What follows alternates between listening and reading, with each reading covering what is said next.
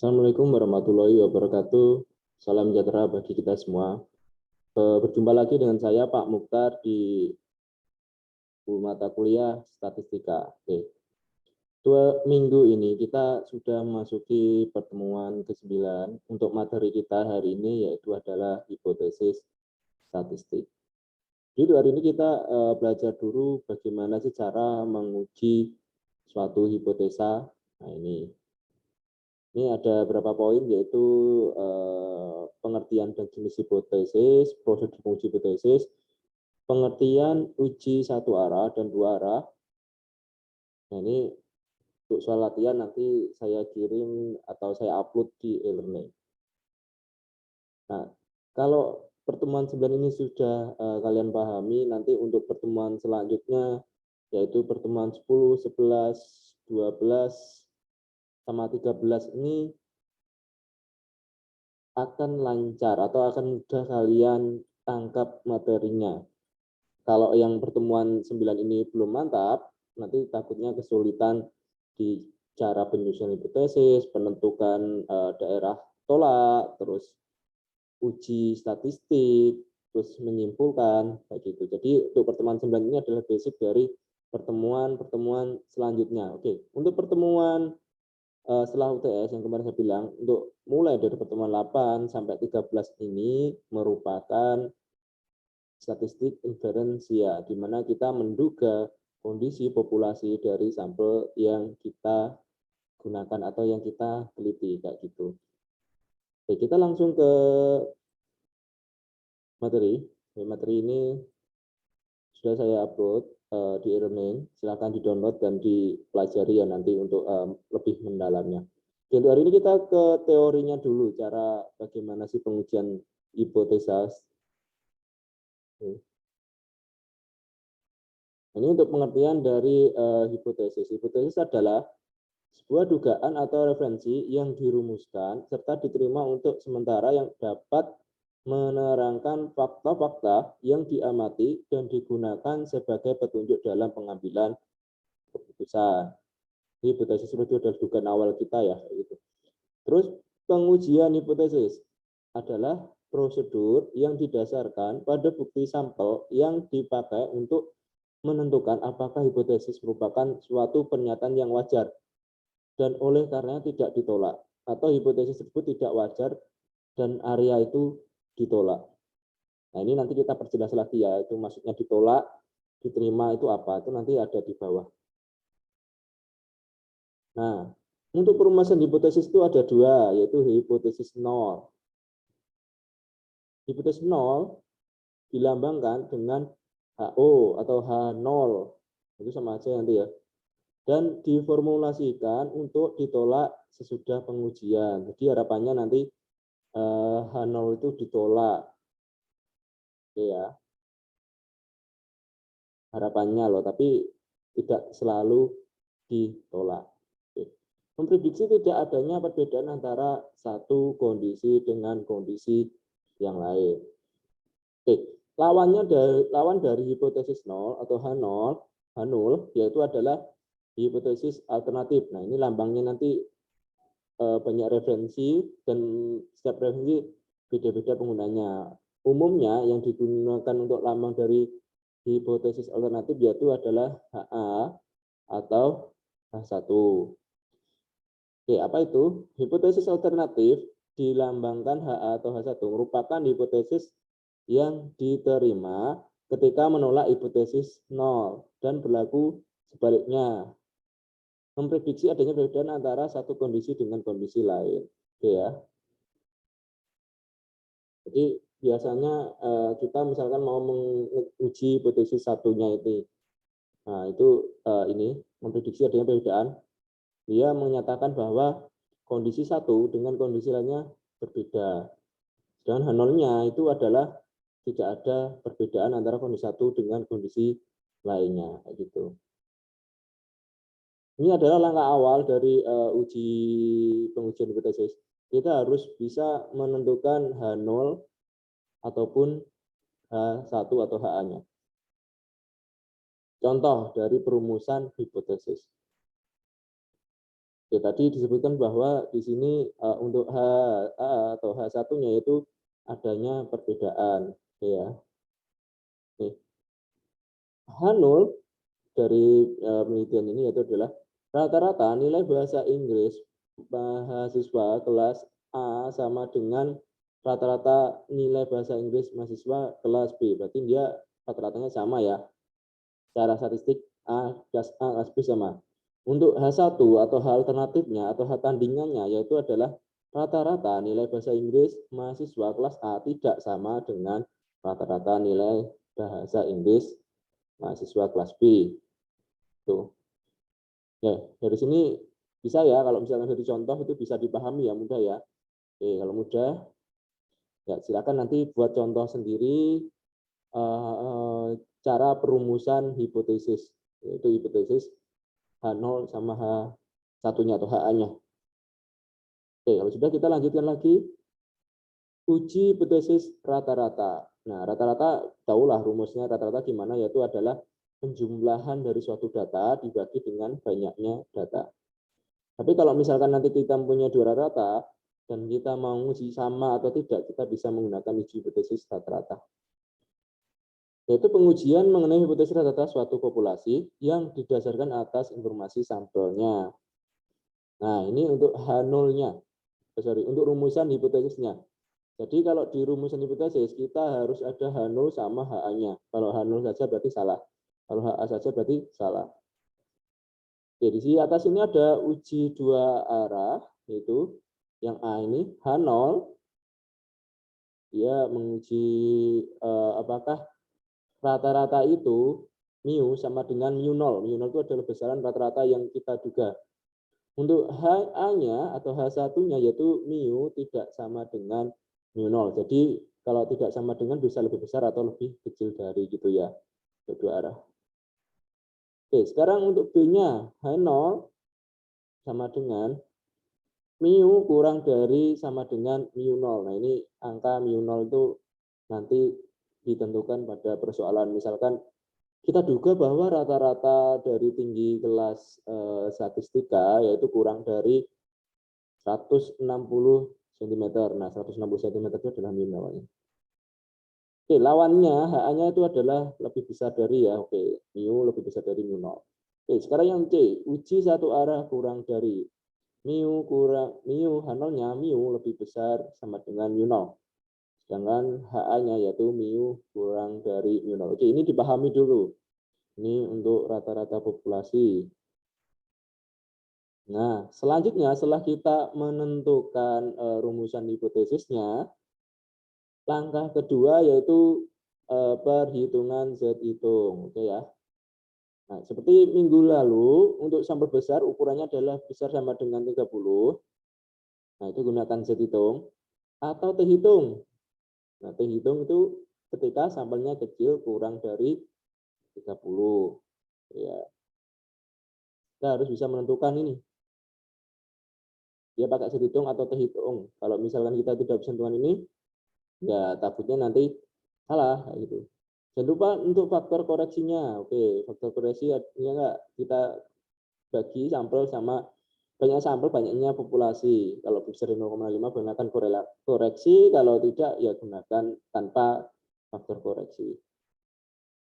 Ini rumusnya ya, ini rumusnya bisa dipelajari sendiri. Ini ketika Z ya, Z berarti sampelnya lebih besar dari 30, besar sama dengan 30. Terus ini untuk yang T, oke, di sini ada DF distribution freedom. Nah, itu untuk distribusi T kita harus tahu dulu ukuran sampelnya berapa untuk mencari si DF-nya. Kalau tidak tahu ukuran sampelnya berarti susah untuk mencari DF-nya karena kita untuk melihat T-table nanti butuh si degree of freedom-nya. Ini rumusnya untuk distribusi T. Nah, setelah kita menghitung nilai statistik ujinya, oke, kita menentukan batas daerah penerimaan dan penolakan. Nah, ini untuk menentukannya kita harus melihat nilai Z-table atau T-table, tergantung ukuran sampelnya ya. Berarti di sini kita sudah main lihat table atau kalian bisa menggunakan Excel. Oke. Ya, Excel contohnya seperti ini kalau Excel. Oke, sebelum itu saya jelaskan dulu ini sama, yaitu kalau dua arah seperti minggu lalu gunakan Z alfa per 2, berarti untuk tingkat signifikansinya dibagi 2, kalau dia satu arah tidak perlu dibagi 2. Ini yang poin yang harus kalian pahami.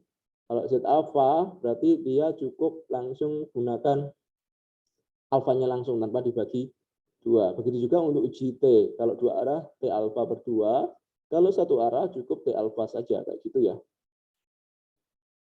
Oke. Oke, siap. Kita coba lihat untuk file Excel.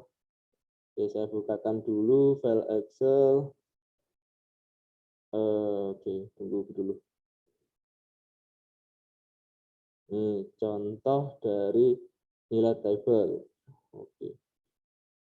Ini contoh dari nilai table. Saya sering menggunakan Excel dalam melihat apa namanya tabelnya. Karena apa, kalau lihat bukunya si Walpool atau buku statistik yang ada dalam tabelnya itu nilai angkanya itu terbatas. Kalau Excel itu bisa kita gunakan angka-angka yang tidak ada di buku tabel tersebut. Ini contohnya. Misalkan ini untuk nilai tingkat signifikansinya 5%, uji satu arah lebih besar dari, oke. Nilai tabelnya itu sebesar 1,644. Ini sudah ada formula. Jadi kalau kalian mau mengganti angka-angka alfanya ini mudah. Jadi cukup mengganti. Misalkan kita tingkat signifikansinya kita ubah 10%. Ya, ini 10%, berarti nanti nilai Z tabelnya yaitu 1,28 sekian. Jadi ketika nanti nilai statistik ujinya lebih besar dari isi ini, nanti dia akan tolak 0. Kayak gitu.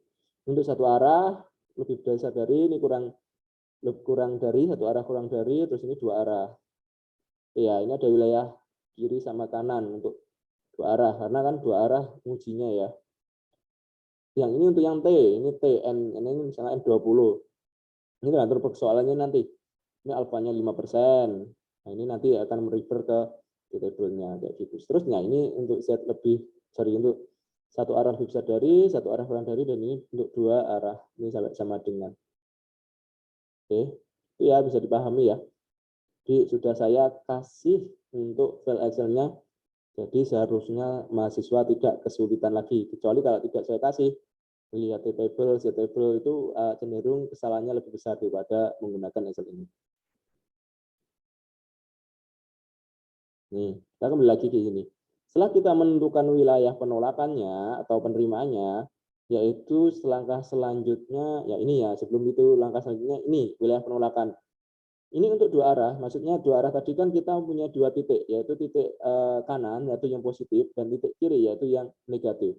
Jadi ketika nanti nilai Z hitungnya, ini untuk Z ya, Z hitungnya itu terletak antara di merah, entah itu merah yang kanan atau merah yang kiri, maka dia putusannya adalah tolak H0 atau terima H1 atau HA. Tapi ketika dia jatuhnya di daerah putih ini, maka putusannya adalah gagal tolak H0 atau terima H0. Oke ya. Jadi yang merah nanti akan tolak H0, kalau yang putih ini terima H0. Atau yang merah ini adalah terima H1 atau HA-nya. Itu untuk satu arah. Sekarang yang itu dua arah. Sekarang untuk yang satu arah. Satu arah lebih dari. Nah, lebih dari berarti kita menguji sebelah kanannya. Kalau nanti nilai Z hitungnya terletak atau jatuh di yang di asir merah, maka dia adalah putusannya tolak H0 atau terima HA. Kalau dia jatuhnya di putih ini, maka terima H0 atau gagal tolak H0. Ketika nanti dia untuk uji satu arah kurang dari, dia jatuh di merah sebelah kiri ini, maka putusannya adalah tolak H0. Ketika jatuhnya di putih ini, maka gagal tolak H0. Oke ya. Ini nanti kalau uji T sama saja, gambarnya kurang lebih ini. Nanti kalau bagusnya, mengerjakan soal di gambar seperti ini. Jadi kalian lebih istilahnya lebih teliti, lebih akurat ya. Nanti ya hasilnya ya tolak H0 atau gagal tolak H0. Nah ini langkah selanjutnya tadi sudah saya singgung, yaitu adalah menentukan apakah diterima atau ditolak. Setelah kita tadi menentukan hipotesis, menghitung Z atau terhitungnya, terus menentukan cara penolakannya, yaitu langkah selanjutnya adalah yaitu putusannya, yaitu terima nol atau tolak nol. Nah, ini macam-macam kriteria dari putusan.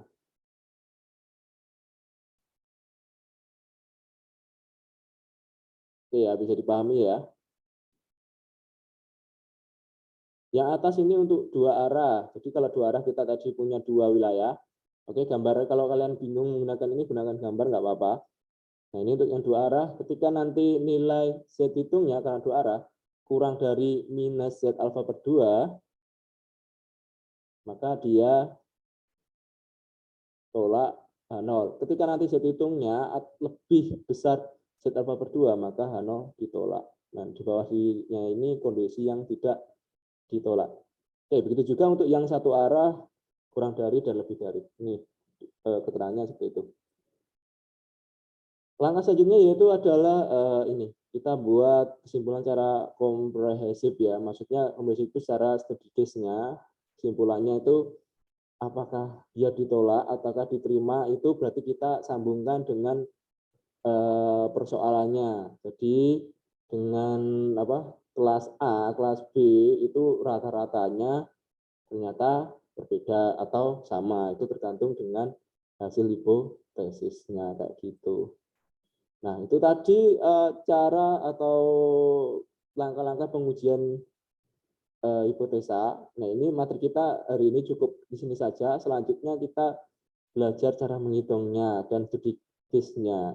Oke ya, materi hari ini cukup ringan, cuman ini merupakan basic dari materi-materi kita selanjutnya. Apabila materi ini belum matang, kalian akan kesusahan untuk mengerjakan dan memahami materi-materi selanjutnya. Silakan diperdalam lagi. Oke, di sini ada tugas. Oke, saya stop sharing dulu. Dan tugas-tugasnya cukup simpel sih, nggak terlalu banyak seperti pertemuan sebelumnya, yaitu nah ini, udah ya. Silakan pelajari materi uji hipotesis parameter rata-rata hitung. Ini untuk pertemuan selanjutnya. Oke, selain dari materi PPT, gunakan buku Whirlpool atau buku yang lain terserah. Yang penting materinya itu adalah uji hipotesis parameter rata-rata. Terus ada dua soal yang kalian harus kerjakan. Yang pertama, ini yang kedua, soal nomor 2, yaitu hitunglah nilai suitable berikut ini. Ini ketika kondisi n sampelnya lebih besar sama dengan 30. Terus yang ketiga, hitunglah nilai suitable berikut dengan ukuran sampel n-nya yaitu 20. Berarti ukuran sampel n 20. Maka reaksi bebasnya yaitu adalah 19 karena n1 ya. Ini tolong dihitung, dikumpulkan, nanti paling lambat saya sampaikan di WA Group. Oke ya, untuk materi ini saya cukupkan dulu. Oke, tolong mohon dipelajari untuk basic dari uji hipotesis ini. Sekian, saya tutup. Assalamualaikum warahmatullahi wabarakatuh.